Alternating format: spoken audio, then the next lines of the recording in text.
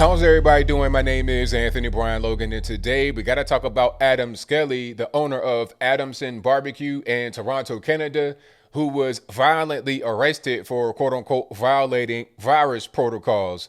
Now, when I say the police descended upon him, I do mean they descended. It was crazy. It was like he was Osama bin Laden, David Koresh, the Unabomber. It was just really ridiculous.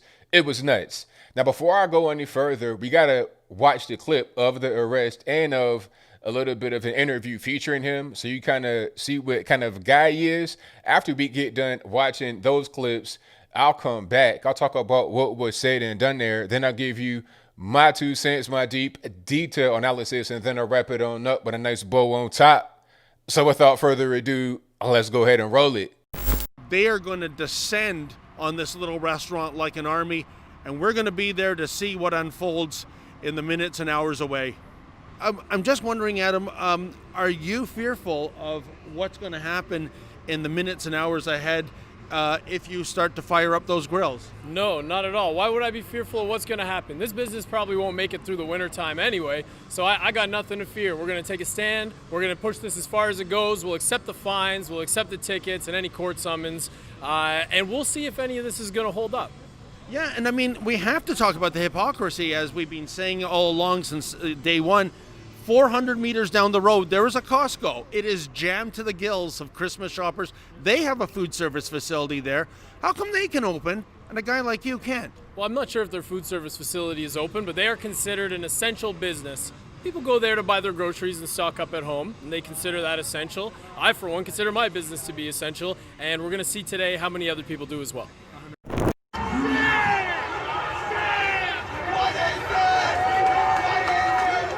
Surrounded by his supporters, there was a big smile on Adam Skelly's face as he was handcuffed and taken away by police. A scuffle breaking out after one of Skelly's supporters attempted to push police off of him. That supporter was the second man arrested here today.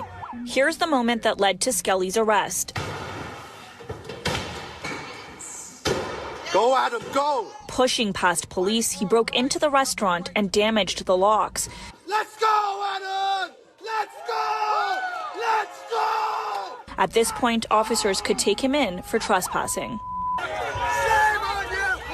Shame on you! Police arrived early this morning to change the locks on the doors after Skelly vowed to reopen to indoor dining for the third day. The 9 charges he was already facing didn't deter him. They include violating indoor dining rules, holding illegal gatherings, and operating a business without a license. Did you see the people in there that were wearing no masks with children and so forth? It's going to be closed today. You can be sure of that. All right, you saw that, you heard that. Now, I have just one question straight from the beginning. Was all that necessary? Was all that needed? Did you need to have the entire Toronto down there to arrest this man? The entire Toronto police force, SWAT team? Like, what was that all about? Were they trying to send an example? That's what I've read, that they were trying to send an example. Doug Ford and everybody else, allegedly, from what I've read. Maybe I'm wrong. You guys that are in Toronto, Ontario, Canada in general, let me know in the comments below if I'm right or if I'm wrong in my assertion. But they're trying to make an example of this man and his restaurant. Now, let's dig into some more here. His restaurant is, small business, small little barbecue joint selling brisket sandwiches. He's just trying to open his restaurant to indoor dining because that had been closed due to Toronto's virus restrictions. But just a few yards away from that actual restaurant, you have a Costco. And it was filled from the rooter to the tutor, from the window to the wall, front, back, side to side. I'm talking about filled to the gills. There's no limit on how many can be in there. There's no real distancing enforcement or nothing like that. They have on masks, but that's pretty much it. So if the Costco can be filled to the top, if the big box stores can be filled to the top, then why can't his restaurant be somewhat filled with people to just get a brisket sandwich? I mean, what is the big deal? They got the man's store boarded up. They're trying to change the locks. They're talking about, are you trespassing, all this and that? This is crazy. This is ridiculous. Now, I understand that the virus is a real thing, all right?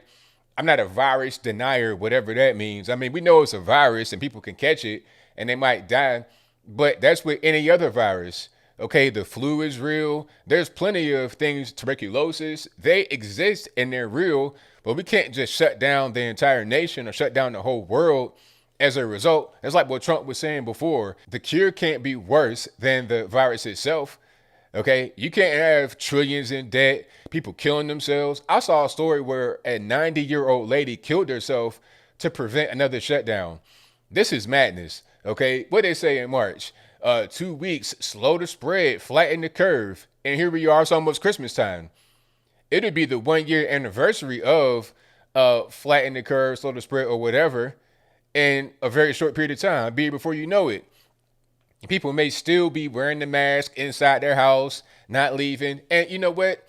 If you want to do that, if you want to just not leave your house, stay there forever because you're afraid of the virus, then that's your prerogative. You can do so if you're able to.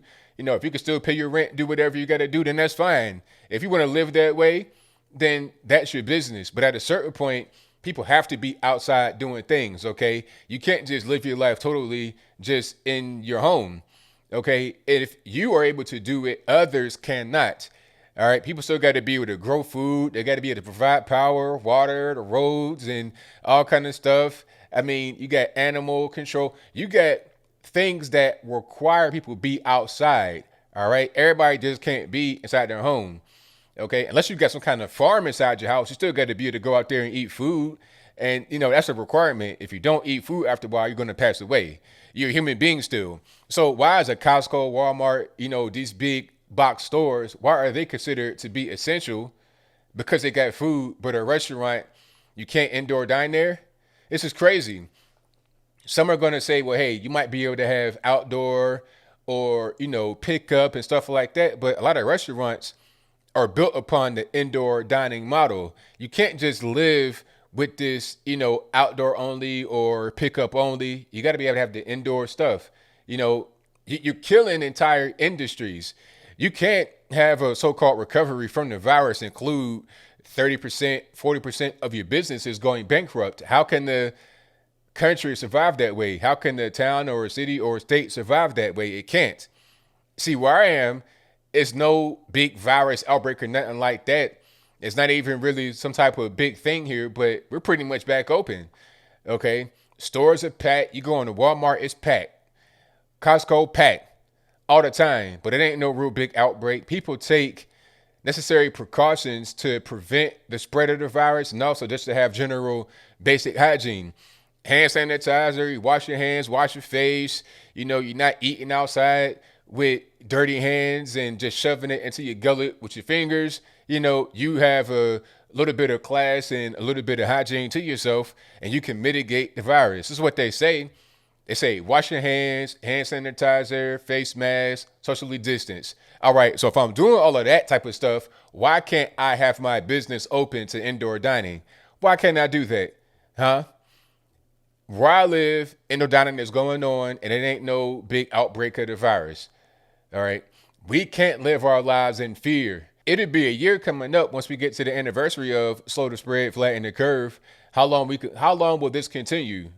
Another year, 2 years, 3 years, forever, in perpetuity?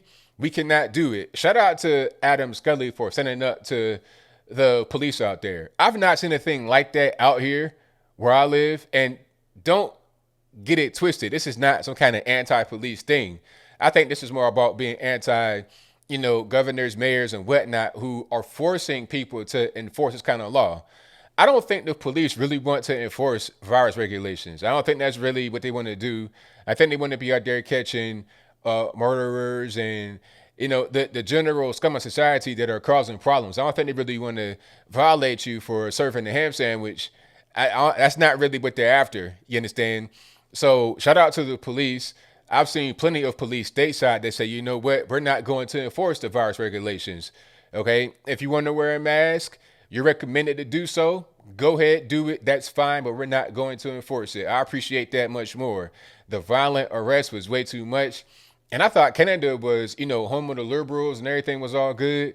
But at what point do we go from being good liberals and everything's all right to Nazi Germany? Because remember, the Nazi party in Germany, that was a leftist thing, 100%.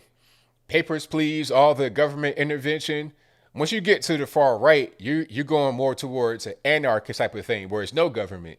And I don't mean anarchy as in chaos. I'm not using anarchy as a symbolic way to.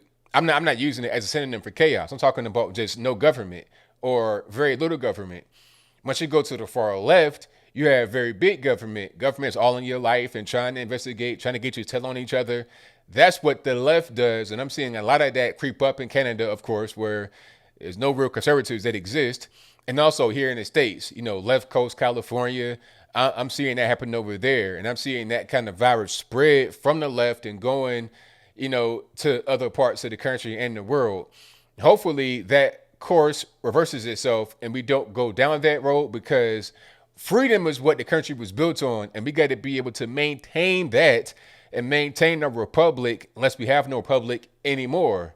But I think I'll leave that right there for now. And what say you? Do you think that Adam Skelly was correct to try and open this restaurant and serve his brisket sandwiches, serve whatever else he has on the menu on an indoor level to, save his business, to save his livelihood, and to take care of his family? And that's your viewpoint. Let me know why in the comments below. Or was he incorrect to do that? Should he just let his restaurant stay closed, yet you got Costco with people packed like sardines right down the street inside? All right. So I don't want to hear this. Oh, they got outdoor dining. They're inside, packed, went up to the wall. Oh, they got masks on. But I was told that you got to have masks and social distancing and hand washing, hand sanitizing, all that good stuff.